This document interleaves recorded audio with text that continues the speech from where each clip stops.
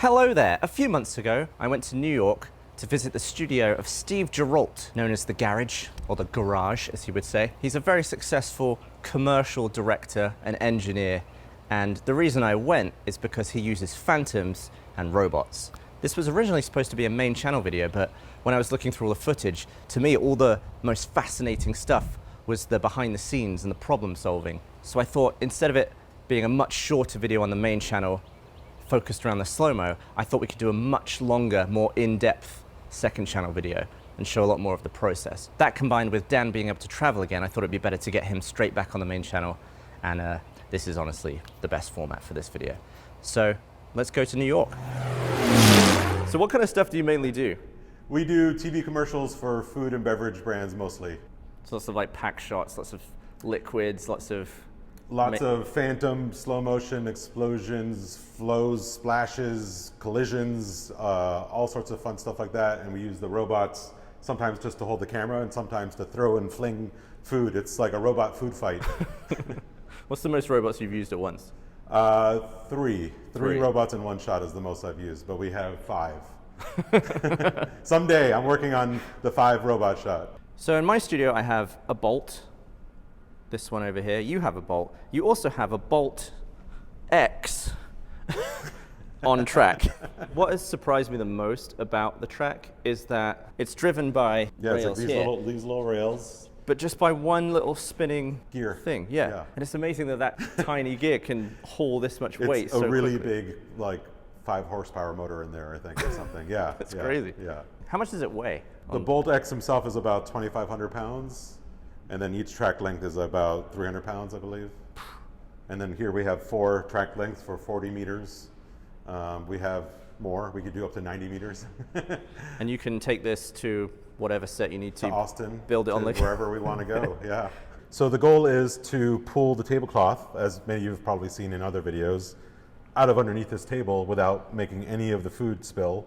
And this is going to be a full-on holiday dinner here. Hams and potatoes and everything on this table, along with fire and other fun things. A little bit of fire. Yeah. And ideally this will be whipped out faster than any man could pull. Yes, under the power of arms. Yep, we are using mechanical systems to help make this pull really fast and using a really scary, big, fast robot to keep up with it on the Phantom.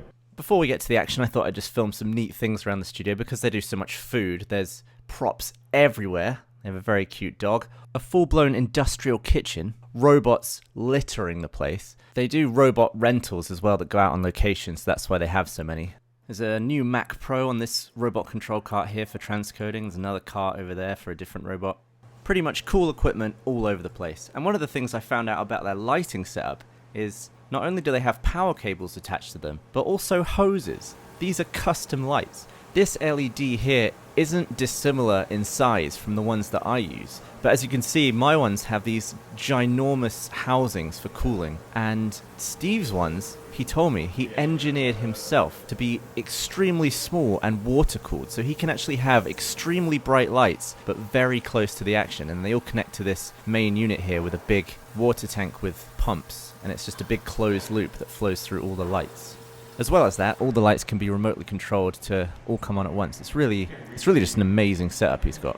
For the first attempt, we wanted to see if a second robot could pull the tablecloth fast enough. We did this knowing that the second robot would probably struggle to move the tablecloth fast enough, because on the camera move, we planned on accelerating the Bolt X at full speed across the track, and at the same time, whipping the arm from left to right, and basically combining both those speeds together for a very fast camera move.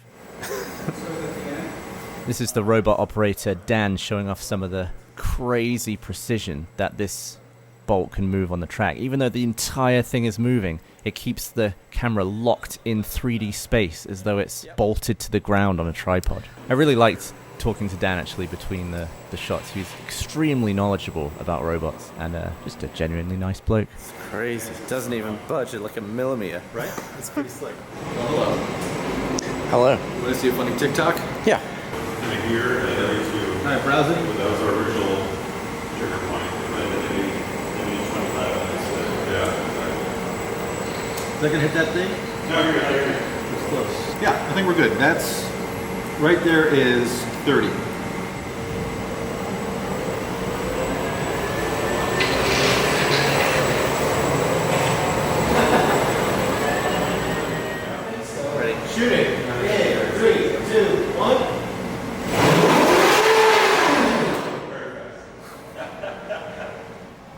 Dan, Yes. what do you do? I am the motion control supervisor here at the Garage Rentals. I find that when I'm using the bolt that I've got, I'm typically on the limits of what it can do, and it's just on a pedestal. So with the addition of track, we can sort of add those two speeds together for the shot.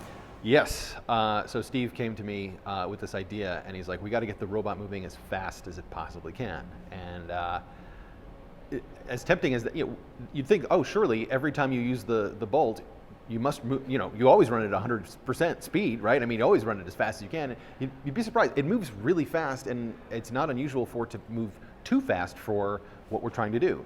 It can go way faster than gravity. So sometimes, even though it can go really, really fast, we need to move, a little bit slower to keep in line with whatever it is we're shooting. However, that is not the case in this particular situation. So, as you've experienced, and as some folks out there might know, the robotic arm, can move on its own pretty darn fast. But imagine if you put the really fast-moving arm on a really fast-moving base on a track, and then you get this double whammy of speed. Here we go, kind of like that. I'm like making weird sound. Yeah. And so that was something I hadn't done yet personally with this system. So it was a fun little challenge where we basically first dialed in the fastest linear move on the arm, and then we figured out how fast we could move the track from point A to point B, and then we sort of did a little bit of math and got the track moving up to speed first. Then when it got to its sort of peak velocity, we had the arm start its move, so the arm and the track were moving in the middle, and then the arm stops, and then the track slows down. And that bit where they're both moving is sort of right over the table. Exactly. Or right by the table. Yes, and then at that point, it's all about just fine-tuning the timing, thanks to high-speed cameras, both on our phones for BTS, tracking, and on the camera itself, we can say, that looks like it needs to be a couple of frames this way or a couple of frames that way. We usually get it after about 2 or 3 tries. So that's how we got it. Just can't get over this ham. I know, dude. That's an epic. It's like looking at a real-life cartoon. Then without all the food on, we programmed a move on the second robot to see if it could pull the tablecloth effectively, which had some mixed results. But it was time to get slightly more serious. Okay, so we had the bolt try and pull the tablecloth, and it made a bit of a dog's dinner of things. So you have built this device, isn't that right? That's right. So we had talked about this project in advance, and Steve was like, we got to pull this tablecloth. It needs to be really, really fast. And so first thing I think of is the robot, but also I think of the other thing that we use for fast movement is air cylinders. And what's great about them is they're just real powerful. But the problem that I was seeing was that we needed to pull 6 feet of tablecloth out from under the table items, and the longest air cylinder I have is about 20 inches long. So how am I going to get to pull 6 feet or more of tablecloth with air cylinders that are short? So what I thought about was using pulleys. And so a pulley, when you use a series of pulleys, kind of multiplies your strength, and usually that's used for like lifting something up, so you can pull a little bit of rope or pull a lot of rope and have something really heavy move a little bit. But the idea that I came up with was to kind of flip that around, move a lot of pulleys to then pull a lot of rope. So here we have 6 pulleys in a configuration blocked in with 4 air cylinders. So I can't actually pull it right now because that would mess up the setup here. But we'll cut to some behind the scenes of how this stretches out. 3, 2, 1, action. And for each, as this travels the 18 inches, each one of these sections pulls 18 inches. So that gives us a multiplier of 6 right here. I think it was actually 7. 7. So 7 times 18 inches just from 18 inches of travel. Yes. To nail down the timing and the speed, we did a few test whips without any of the food on there. The Flare software starts the camera move as well as Matt's pulling device, so it's just a case of fine-tuning them. The first test, the camera was too soon. The tablecloth was still on the table for most of the shot. The second attempt, the tablecloth had already gone by the time the camera got to the beginning of the table. Using both of those shots, we were able to split the difference and get the perfect tablecloth whip going under all the stuff. So now it's time to fully dress the table and do it for real. We are ready to shoot. All right, cross your fingers, lights up. All right, and action. Shoot it in 3, 2, 1.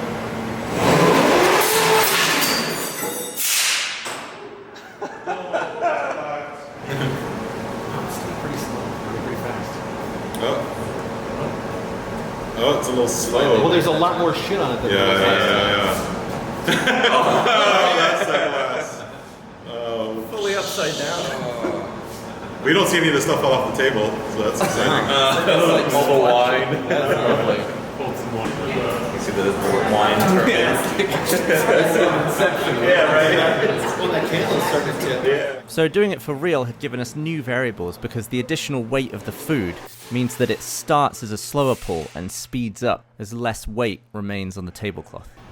And it's been working really well. I think the only issue we've had was just an issue with the way the slack affected how the tablecloth started moving. When it had more slack, it would yank the cloth up more at the beginning. That's something I did not anticipate. I was kind of in my head, I thought, oh, if we have some slack, that would allow this thing to get up to speed. And then once it actually pulled out the slack, then we'd see that explosive movement and would take out some of the acceleration time. But actually what ended up happening is as it sagged down and then it gets pulled slack, it has inertia and then it pulls up because it kind of created this motion to straighten out.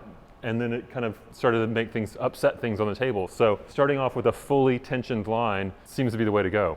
And that's something we learned kind of from the footage of this camera, wasn't it? Like slightly slow-mo, but we were definitely seeing the behind the scenes slow motion footage really is very helpful for all these projects because like there's things that we want to see on set, but there's also like how's it happening, and by looking at that we can just kind of discover how things are working well and how things aren't. For example, in the earlier prototype of this, we discovered that one side of the cylinders, air pistons, has to work harder than the other, so that it was starting to cant a little bit, starting to twist, and probably bind up on itself. So we ended up putting in linear guides here to keep it square, that way that these rods wouldn't start to kind of become twisted in the cylinders and slow itself down.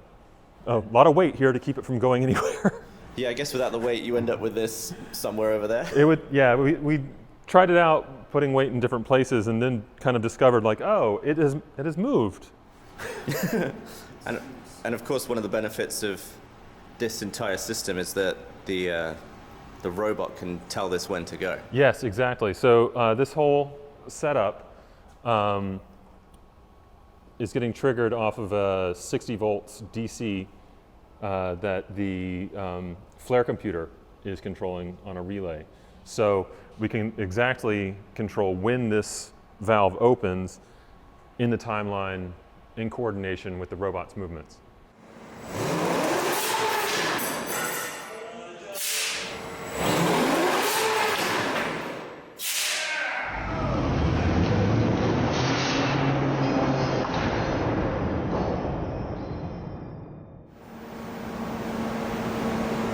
Oh, yeah.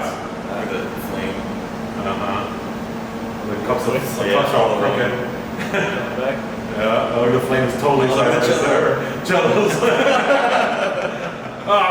That's so good. So good. Trim those threads. What? Yeah, you know, it's part of the action. How can you do that without rippling a few threads? Now that we had that, we wanted to program a new robot move that looks straight down over the top of the table.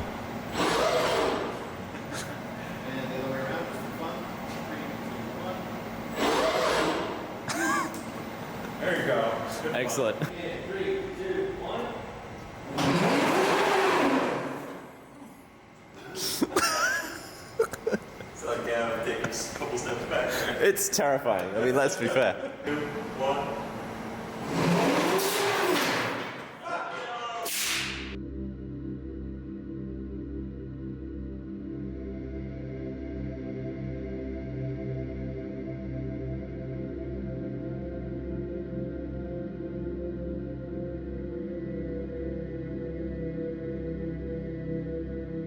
To finish off, Steve and I thought we'd team up and try and whip the tablecloth out ourselves. What are the chances we're going to be able to do this by hand? None, pretty Zero? much. I'm pretty sure it's not going to work. But we should try anyway. Yeah, Okay. I think it's beautiful, and we're going to make a shake on the floor. Yeah, okay. Yeah. Let's give it a go. You guys ready? All right, here we go. And 3, 2, 1, go! Oh! That wasn't bad. The jello took it. It's the only thing. Woo! Let me see. Let's not play that at full speed. Yeah, let's. We were well synchronized, though. Yeah, I'm blown away. We're professionals, you know. After watching a machine do it so many times. And because our human whip didn't do that much damage to the table, we thought we'd end on a nice big mess. 3, 2, 1, go!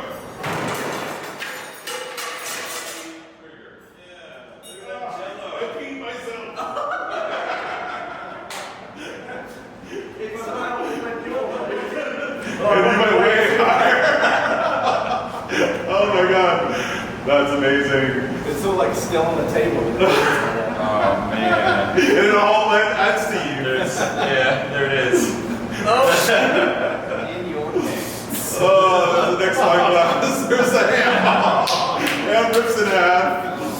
Oh my god, wine glasses, salt shakers. The jello. Yeah. Oh god. Oh, look at the jello. Oh my god, that's amazing. It did not break. It wasn't. It's like you ordered feet and I was in pizzas. There you go. Alright, cool. Save all that. Alright. That's a wrap. I think we're done. Woo! Thank you, everybody. Well, there we go. I hope you enjoyed that look into the fascinating world of people who are just at the absolute top of their game. I just really enjoyed being in that creative environment and just meeting all those people. It was great. Big thanks to Steve Giralt and crew, as well as Mark Roberts Motion Control for organizing that trip. Thank you very much for watching. Make sure you subscribe, and I'll see you next time.